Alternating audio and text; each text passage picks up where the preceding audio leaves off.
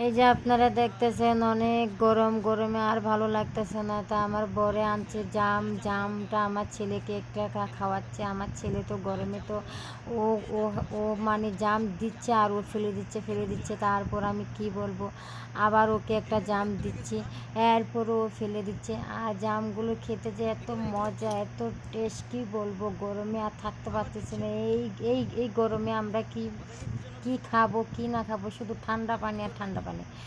এরপরে আমি আমি আমার ছেলেকে একটা একটা করে মানে জাম দিচ্ছি। আর আমার বরে বলে কি, ও এখন ছোটো বাচ্চা, ওকে এখন জাম দিও না, খেলে এখন তুমি খাও, আর না হলে তুমি এক কাজ করো, জামগুলো সব নিয়ে ভর্তা বানাও, ভর্তা বানিয়ে আমাদেরকে খাওয়াও। এরপর আমি ভাবতেছি খেতে খেতে ভাবতেছি যে আমি জাম ভর্তা বানাবো কি বানাবো না, কেন গরমে না কোনো কাজ করতে ভালো লাগে না।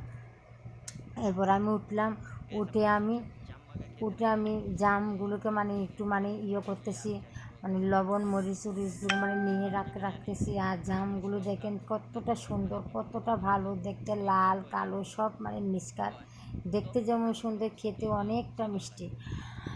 এরপরে দিয়ে আমি বাইরে গেলাম, বাইরে গিয়ে আমি একটা একটা মানে একটা তরকারি আছে, ওইটাকে ধুচ্ছি। ধোয়ার সময় আমার আমার বরে একটা মানে কথা বলেছিল যে জাম জাম ভর্তা বানালে খুব স্পেশালভাবে বানাতে হবে। তখন আমার মেজাজটা এমন গরমের সময় এমন গরম কথা বলেছে, আমার এমন রাগ উঠেছে যেমন একটা বন্ধ একটা বাড়ি দিয়ে দিই।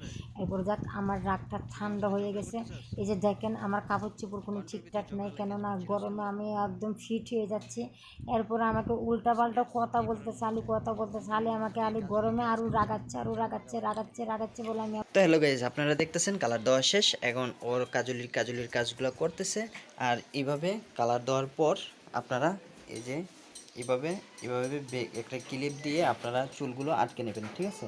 প্রায় 5-6 ঘন্টা এইভাবে রেখে দিবেন। তারপরে দেখবেন চুল কাকে বলে কালার, মানে অস্থির অস্থির কালার হবে, ঠিক আছে? তো আমার এই ব্লগটা দেখতে থাকুন আর আমার পাশেই থাকুন, ঠিক আছে? এখন আমি চুলে আমি কালার করেছি, কালার করে এখন আমার স্নান করার সময়। এখন আমি স্নান করতেছি। এই যে আপনারা দেখতেছেন, এখন আমি চুলটাকে ভালো করে শ্যাম্পু দিয়ে আমি ধুচ্ছি। ধোয়া শেষ। এখন আমার চুলকে মানে ভালো করে আমি মানে শ্যাম্পু দিতে হয়, দিয়ে এটাকে মানে ভালো করে ধুতে হয়, না না হলে চুলের একটা যে কালো কালো একটা কালার আছে, ওইটা কিন্তু সহজে ছুটে না। আমি বারবার আমি পানি দিচ্ছি, বারবার আমি মাথাটাকে ঘষাচ্ছি চুলগুলোকে, বারবার আমি করতেছি, যেমন কালার, যেমন একটা কালার আছে ওটা যেমন চলে যায়। এই যে দেখো কতবার আমি পানি দিচ্ছি আর চুলগুলিকে ভালো করে আমি ধুচ্ছি, দেখতেছি যে কালারটা হয়েছে কি না। আবার পানি দিচ্ছি, আবার আমি চুলগুলোকে ভালো করে আমি করতেছি। এই যে দেখেন, আর এখন আমার শেষ। আবার আরেকটা শ্যাম্পু দিয়ে আবার ভালো করে মাথাটাকে আমি ঘষিয়ে রেখে দেবো। এরপরে দেখবেন চুলের কালারটা অন্যরকম হবে।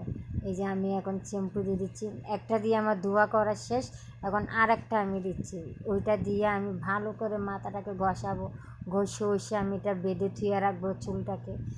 এখন আমি কি করব, এখন আমার শৈলুল মারাবো, মরিয়ে এখন এখন আমার কাজ হয়েছে, এখন আমি আবার দিচ্ছি। কেননা মানে ঘাড়ের মধ্যে দেখতেছেন মানে একটু মানে বেশি দিতে হয়, কেননা ঘাড়ে মনে আমার দাগ পড়ে গিয়েছে, ওই জন্য আমি একটু বেশি করে দিচ্ছি।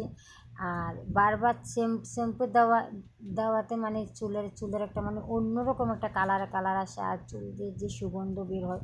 এই যে আমি এখন বেঁধে ফেলতেছি, বেঁধে এখন ধুয়ে রাখবো। এরপরে ক্লিপটা নিয়ে এখন চুলটাকে সুন্দর করে বেঁধে ধুয়ে রাখছি। এখন আমি আমার শরীরে মানে